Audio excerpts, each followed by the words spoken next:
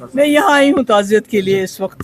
یہ جو ہمارے شیخ غلام حسن صاحب جو نہ صرف جماعت اسلامی کے ایکس چیف رہے ہیں بلکہ ایک بہت ہی بڑے اسلامک اسکالر رہے ہیں اور بڑی ہی اپنے لوگوں کے اندر بڑی ہی عزیز شخصیت رہے ہیں جو اس دنیا سے چلے گئے.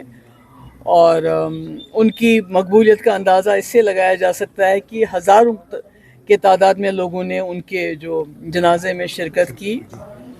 اور اب مجھے افسوس اس بات کا ہے کہ جو لوگ جنازے میں شرکت کے لیے چلے گئے جذبات میں بہہ کے کچھ لوگوں نے تقاریر کی ہوں گی ایسی جو شاید ہماری پسند کے مطابق نہ ہو، پر اس میں کوئی اینٹی نیشنل ملک کے خلاف کوئی بات نہیں ہوئی. اور اب میں نے سنا ہے کہ کئی لوگوں کے خلاف ایف آئی آر درج کی گئی ہے. میں سمجھتی ہوں یہ غلط ہے. ایک طرف سے آر ایس ایس کے بہت بڑے لیڈر ہوس بولتے ہیں کہ پاکستان سے بات چیت کرنی چاہیے، لوگوں کی آواز جاوی ہونی چاہیے، ڈائلاگ اوپن رکھنا چاہیے. دوسری طرف سے ہم جماعت اسلامی، ایک جماعت جو یہاں رہی ہے جموں کشمیر میں، جن کا اپنی ایک آئیڈیالوجی ہے، اس کے ساتھ ہو سکتا ہے ہم ایگری نہیں کرتے ہوں، جنہوں نے یہاں سکول دیے ہیں، بچوں کو اچھے تعلیم دی ہے، بڑے ڈاکٹر انجینئر ان سکولوں سے، ان کو پہلے بند کر دیا.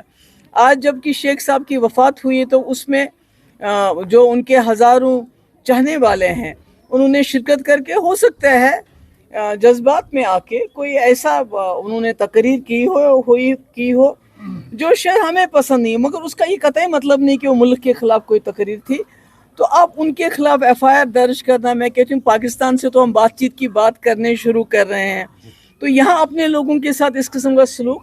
تو میری گزارش ہے جو اس وقت کی حکومت ہے، چاہے وہ یو ٹی گورنمنٹ ہے، چاہے وہ ایل جی صاحب ہے، کہ اس قسم کی جو ہے پکڑ دکڑ، اس قسم کا ویچ ہٹ جو ماحول ہے اس کو بند کیا جانا چاہیے. اور اپنے جموں کشمیر کے لوگوں کے ساتھ، چاہے وہ جماعت اسلامی کیوں نہ ہو، تو ان کے ساتھ اس قسم کا سلوک نہیں کرنا چاہیے. اور دوسری میں ایک بات کہنا چاہتی ہوں جو کچھ دن پہلے میری نوٹس میں آیا ہے.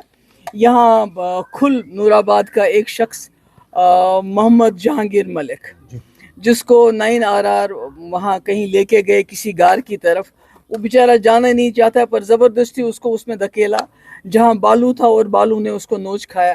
اس وقت وہ سکمز میں زندگی اور موت کی لڑائی لڑ رہا ہے. تو میری گزارش ہے ایس پی صاحب سے کہ اس میں فوری جو ہے کارروائی ہونی چاہیے.